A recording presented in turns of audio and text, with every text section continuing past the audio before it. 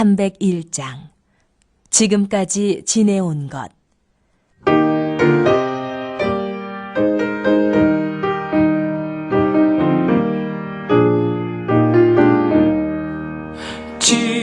지금까지 지내온 것 주의 크신 은혜라. 한이 없는 주의 사랑 어찌 이루 말하랴. 차갑게나 주의 손이 항상 살펴주시고 모든 일을 주 안에서 형통하게 하시네. 몸도 맘도 연약하나 새 힘 받아 살았네. 물 붓듯이 부으시는 주의 은혜 족하다. 사랑 없는 거리에 나 험한 손길을 헤맬 때 주의 손에 굳게 잡고 찬송하며 가리라.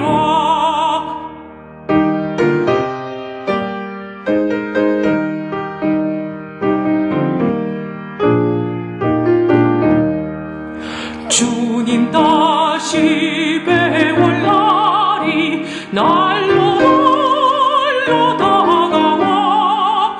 무거운 짐 주께 맡겨 벗을 날도 멀잖네. 나를 위해 예비하신 고향 집에 돌아가 아버지의 품 안에서 영원토록 살리라.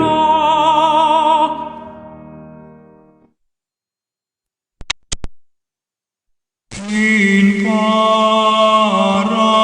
paradiso dedicante angeli in tuo adventus suscipiante materes et perducante in civitatem sanctam Hierusalem in paradiso.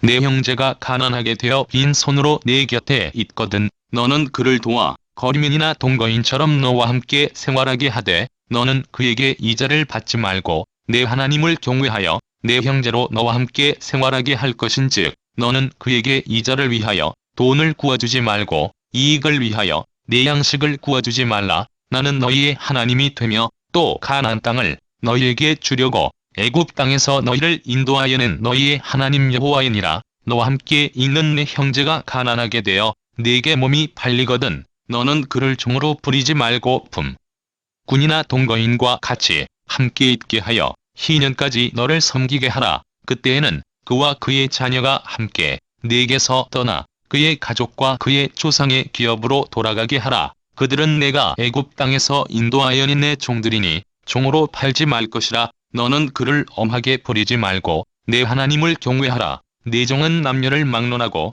내 이사방 이방인 중에서 취할지니 남녀 종은 이런 자 중에서 사올 것이며 또 너희 중에 거류하는 동거인들의 자녀 중에서도 너희가 사올 수 있고 또 그들이 너희와 함께 있어서 너희 땅에서 가정을 이룬 자들 중에서도 그리 할 수 있은즉 그들이 너희의 소유가 될지니라. 너희는 그들을 너희 후손에게 기업으로 주어 소유가 되게 할 것이라. 이방인 중에서는 너희가 영원한 종을 삼으려니와 너희 동족 이스라엘 자손은 너희가 피차 엄하게 부리지 말지니라. 만일 너와 함께 있는 거류민이나 동거인은 부하게 되고 그와 함께 있는 내 형제는 가난하게 되므로 그가 너와 함께 있는 거류민이나 동거인 또는 거류민의 가족의 후손에게 팔리면 그가 팔린 후에 그에게는 속량받을 권리가 있나니 그의 형제 중 하나가 그를 속량하거나 또는 그의 삼촌이나 그의 삼촌의 아들이 그를 속량하거나 그의 가족 중 그의 살부치 중에서 그를 속량할 것이요 그가 부하게 되면 스스로 속량하되 자기 몸이 팔린 해로부터 희년까지를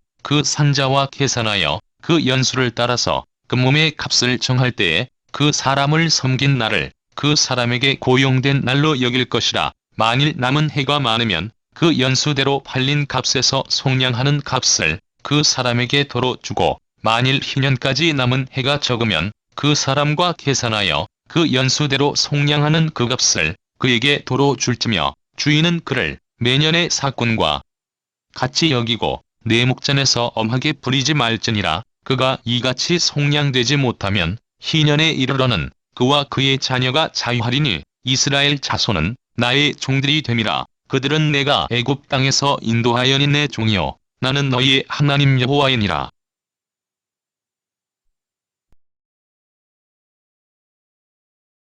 오늘은 동족의 대우에 관한 규례라고 하는 제목으로 여러분과 함께 은혜를 나누고자 합니다. 이스라엘 사람들은 토지의 소유권은 하나님께 속한 곳으로 여겼습니다. 그래서 그들은 땅을 매매할 때도 50년의 기한으로만 매매할 수 있었습니다. 또한 판 후에라도 그 원소유자가 상환하기를 원하면 다시 물려야 하는데 본인이 능력이 없으면 그 친족 중에서라도 할 수가 있었습니다. 그리고 이스라엘 사람 중에 가난해져서 동족에게 종으로 팔렸을 때는 노예로 취급해서는 안 되며 품꾼이나 같이 동거하는 자로 대우해야 하였습니다. 이는 하나님께서 애굽에서 종의 신분으로 있는 그를 구원하셨으므로 다시 종으로 팔릴 수 없기 때문이었던 것입니다. 이와 같이 본문은 이스라엘 중에 거하는 이방인이 부유하게 되어서 이스라엘 사람들이 그에게 종으로 팔렸을 때의 경우도 다루고 있습니다. 이런 경우에는 언제든지 속량할 능력이 있어서 그 값만 내면 지불하면 풀려날 수가 있었습니다. 이와 같은 규례를 통해서 오늘은 본문이 우리에게 주는 영적 의미에 대해서 함께 살펴보기를 원합니다. 이와 같은 규례를 허락하신 이유는 하나님께서 이스라엘 백성들에게 교훈을 말씀하고자 하신 것입니다. 그 교훈은 바로 이웃을 사랑하라는 하나님의 뜻이었던 것입니다. 즉 하나님께서 조건 없이 무조건적으로 이스라엘을 구원하여 주셨으니 이스라엘 백성들은 하나님의 이와 같은 은혜를 입은 자로서 마땅히 이웃을 사랑해야만 한다는 것입니다. 그와 마찬가지로 오늘날 우리 성도들도 아무 조건 없이 어려운 이웃을 도와주어야만 합니다. 그것은 우리도 아무 조건 없이 하나님의 은혜로 구원을 받았기 때문입니다. 은혜를 받은 자가 은혜를 베풀어야만 하는 것은 당연한 일입니다. 그러지 못할 때 우리는 하나님의 은혜를 박탈당할 수도 있습니다. 우리는 이런 사실을 주님의 말씀을 통해서도 깨달을 수 있습니다. 1만 달란트 빚을 탕감받은 자가 그 은혜를 감사할 줄도 모르고 자신에게 불과 100데나리온 빚진 동료에게 자비를 베풀지 않았음을 주님은 비유로 말씀하여 주셨습니다. 이 비유에서 볼 수 있듯이 우리가 은혜를 받았음에도 불구하고 은혜를 베풀지 못한다면 우리는 하나님으로부터 진노를 살 수 있다는 것입니다. 성도 여러분, 오늘날 우리는 하나님께로부터 놀라운 구원의 은혜를 받은 사람들입니다. 그것은 이 세상에서 그 어떤 것을 주고도 살 수 없는 은혜 중에 은혜입니다. 전적으로 하나님께서 예수 그리스도를 통해서 우리에게 무조건적으로 베풀어 주신 은혜입니다. 이 은혜는 우리에게 은혜를 베풀어야만 할 의무를 가지게 합니다. 따라서 우리도 다른 사람에게 은혜를 베풀어야 하는 것입니다. 우리가 이웃에게 은혜와 자비를 베풀지 못할 때 우리는 하나님의 진노를 사게 될 것입니다. 이런 의미에서 하나님의 구원이 이웃사랑의 근거가 되는 것입니다. 그러므로 성도 여러분, 이 사실을 꼭 기억하시고 하나님의 은혜를 입은 자답게 이웃에게 자비와 은혜를 베푸는 자들이 되어야 하겠습니다.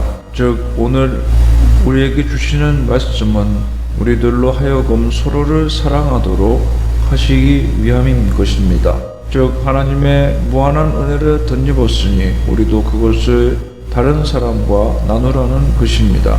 그런 의미에서 하나님의 은혜는 소유할 것이 아니라 나누어야 할 것입니다. 하나님의 은혜는 나누는 데 생명이 있습니다. 우리가 하나님의 은혜를 받았으므로 우리도 그 은혜를 어려운 이웃들과 나누어야만 하는 것입니다. 그럴 때 나누면 나눌수록 더 하나님의 은혜는 새롭고 커지게 될 것입니다. 그러므로 성도 여러분, 우리는 이제 이러한 나누는 삶을 통해서 풍성해지는 하나님의 은혜를 체험하며 살아가십시다. 본문에 하나님의 주신 희년의 균에는 이스라엘 백성들에게 대단한 의미가 있었습니다. 이 희년은 하나님의 백성의 완전한 해방이 이루어질 그리스도의 재림의 때를 예표하는 것입니다. 즉 희년이 되면 종되었던 자들이 해방되어 자유를 누렸듯이 그리스도의 재림 때도 죄의 종 되었던 자들 중에 하나님의 백성들은 죄의 종 노릇을 청산하고 죄로부터 완전한 해방과 자유함을 누리게 될 것이라는 것입니다. 뿐만 아니라 이스라엘 백성들 가운데 종되었던 자들이 이 희년의 자유함을 받으면 물론 다시 자기 본족에게로 돌아가서 잃었던 조상의 기업을 회복하게 되었듯이 그리스도께서 재림하실 때에는 죄로부터 해방되어 자유함을 얻은 기쁨을 마음껏 누리게 될 것입니다. 그러므로 성도 여러분, 우리는 언제나 우리 사회와 더 나아가 전 세계에 살고 있는 모든 사람이 하나님께서 사람에게 주신 기본적인 권리를 보장받을 수 있도록 힘써야만 하겠습니다. 인권이 어떤 법령이나 규칙에 의해서 또 정치적인 제도에 의해서 보장되어지는 것이 아니라 먼저 하나님의 백성된 우리들이 스스로 하나님의 사랑을 이웃 간에 실천함으로 인간으로서의 기본적인 권리들을 지켜줄 수 있는 일에 앞장서는 삶을 살아야 할 것입니다. 이것이 바로 하나님의 뜻에 순종하는 길이며 또 동시에 하나님께서 우리에게 주신 기본적인 권리를 지키는 가장 적극적인 방법이 될 것입니다. 잠언 14장에는 그 이웃을 업신여기는 자는 죄를 범하는 자요 빈곤한 자를 불쌍히 여기는 자는 복이 있느니라고 말씀하였습니다. 우리들 성도들은 모두 다 하나님의 품꾼임을 기억해야 합니다. 본문을 보면 하나님께서는 이스라엘 백성들을 가리켜 나의 품꾼이라고 하셨습니다. 이 말씀은 이스라엘 백성들은 다 하나님께 속한 하나님의 일꾼이라는 말입니다. 이처럼 하나님께서 이스라엘 백성들을 당신의 품꾼으로 부르시는 이유는 하나님께서 그들을 애굽 땅 종되었던 곳에서 해방시켜 당신의 소유로 삼으셨기 때문입니다. 따라서 이스라엘 백성들은 같은 이스라엘 동족을 결코 종으로 부릴 수가 없었던 것입니다. 이것은 또한 오늘날 우리에게도 그대로 적용됩니다. 즉 우리는 다 하나님의 품꾼들입니다. 그것은 하나님께서 모세를 통하여 이스라엘 백성들을 애굽 땅 종되었던 곳으로부터 해방시켜 당신의 소유로 삼아 주셨듯이 오늘날 우리들도 예수 그리스도를 통해 죄의 종노릇으로부터 해방시켜 당신의 소유로 삼아 주셨기 때문입니다. 그리하여 우리 가운데는 많이 가진 자와 적게 가진 자도 있고 많이 배운 자와 적게 배운 자도 있고 지위가 높은 자와 지위가 낮은 자들도 있을 수 있으며 또한 몸이 온전한 자들과 몸이 불편한 자들도 있을 수 있지만 우리 모두는 인간적인 형편이 어떠하든지 간에 하나님의 품꾼이라는 점에서 동등한 사람들인 것입니다. 이런 의미에서 우리는 다른 사람을 종 부리듯 하거나 억압할 수 없는 것입니다. 우리 모두는 하나님의 일꾼이지 다른 사람의 종이 아니기 때문입니다. 우리는 우리의 주인 되신 하나님께서 귀한 대가를 지불하시고 죄의 종되었던 곳으로부터 해방시켜 주심으로 하나님의 품꾼이 된 사람들입니다. 그러므로 우리는 다른 성도를 억압하거나 지배하려 해서는 안 될 것입니다. 우리는 오히려 하나님의 품꾼으로서 인간적인 형편이 어떠하든지 힘을 합쳐 하나님을 위해서 일해야 할 것입니다. 이처럼 이스라엘 백성들이 종으로 팔려갔지만 영원한 것이 아니었고 시련이 되면 자유와 해방이 그들에게 주어졌듯이 그리스도께서 재림하실 때도 우리에게 있는 그런 죄의 영향력은 완전히 사라지고 자유와 해방이 우리에게 주어질 것입니다. 사실 신년이 갖는 영적 의미란 그리스도께서 재림하실 때 우리에게 주어질 놀라운 구원의 해방을 상징하는 것이었습니다. 우리가 구원받았어도 이 땅에서는 여전히 죄의 영향력을 받고 있습니다. 그것은 구원받은 자이든 아니면 구원받지 못한 자이든 가릴 것이 없이 모두에게 동일하게 가해지는 것입니다. 사실 이 땅에서 질고를 당하지 않는 사람이 누가 있으며 죽지 않을 사람이 어디 있겠습니까? 하지만 종으로 팔린 이방인과 이스라엘 백성의 처지가 달랐듯이 구원받은 자와 구원받지 못한 자의 차이는 실로 엄청난 것입니다. 즉 구원받지 못한 자에게는 결코 죄의 영향력이 더욱 큰 파멸로 주어질 것이지만 구원받은 자에게는 그 모든 것이 머지않아 그리스도께서 다시 오시는 날 다 사라지고 해방의 기쁨이 주어지게 되는 것입니다. 그러므로 성도 여러분, 우리는 이 사실을 잊지 말며 그리스도의 재림 때를 간절히 소망하면서 이 땅에서 잠시 동안 받는 시련을 믿음으로 잘 견디며 나아갑시다. 우리가 이와 같이 모든 것을 인내하며 하나님의 사랑을 이웃 간에 나누어 주고 실천하며 살아갈 소망과 기쁨의 원동력이 과연 어디에 있습니까? 그것은 바로 예수 그리스도입니다. 예수 그리스도는 우리의 모든 부채를 탕감해 주실 근족이시기 때문입니다. 오늘 본문에는 고엘제도라는 것이 나오는데, 고엘제도란 동족 중에서 어떤 사람이 종으로 팔려갔을 때 그를 해방시켜 주기 위해서 그의 친족 가운데 어느 누가 그의 몸값을 대신 지불하고 그를 종으로부터 해방시켜 주는 제도를 말하는 것입니다. 이 제도에 의해서 이스라엘 백성들은 자신의 친족 중에 어느 누가 가난하게 되어 종으로 팔려가면 그를 위해 몸값을 지불하고 그를 해방시켜 줄 수가 있었습니다. 이 고엘 제도는 영적으로 예수 그리스도의 구속 사역을 예표하는 것입니다. 즉 종으로 팔려갔던 사람을 위해 그의 근족이 대신 값을 물고 그를 해방시켜 주었던 것은 죄의 종 노릇하던 우리를 위해 그리스도께서 자기 몸으로 대신 값을 지불해 주시고 해방시켜 주신 대속사역을 예표하는 것입니다. 사실 우리는 본래 죄에 팔리어서 죄의 종 노릇하던 자들이었습니다.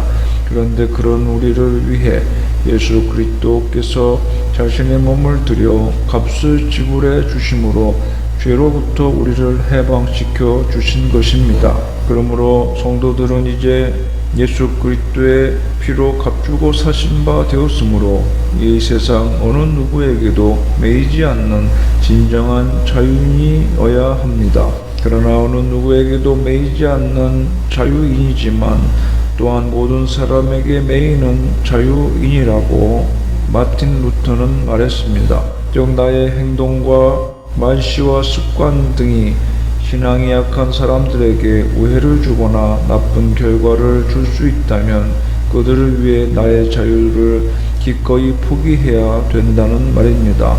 오늘은 이와 같은 희년의 기쁨을 주신 우리 주 예수 그리스도께서 있기에 이 예수 그리스도와 함께하는 우리는 그 은혜에 감사하면서 하나님께 받은 이러한 놀라운 은혜와 축복을 불쌍한 이웃들과 함께 나눌 수 있는 사람들이 되어야만 한다는 사실을 깨달았습니다. 주 예수 그리스도께서 주신 은혜의 기쁨과 천국의 소망이 우리의 마음을 충만케 하여 하나님께서 주신 은혜를 세상을 향해서 이웃들과 함께 나누며 하나님의 뜻과 공의와 사랑을 이 세상에 펼쳐갈 수 있는 진정한 그리스도인의 승리의 삶을 살아가시는 저와 여러분이 되시기를 바랍니다. 기도합시다. 하나님 아버지, 우리에게 희년의 기쁨을 선물로 주신 주의 은혜를 찬양합니다. 이 놀라운 은혜와 축복을 받았사오니 하나님의 은혜 받은 선물 받은 하나님의 소유된 백성답게 하나님의 법을 이 땅 가운데 실천하며 주 예수 그리스도의 사랑으로 죄를 이기고 세상 가운데 하나님의 사랑을 널리 전하는 저희들의 삶이 되게 하여 주시옵소서. 예수님의 이름으로 기도하옵나이다. 419장 주 날개 및 내가 편히 쉬네.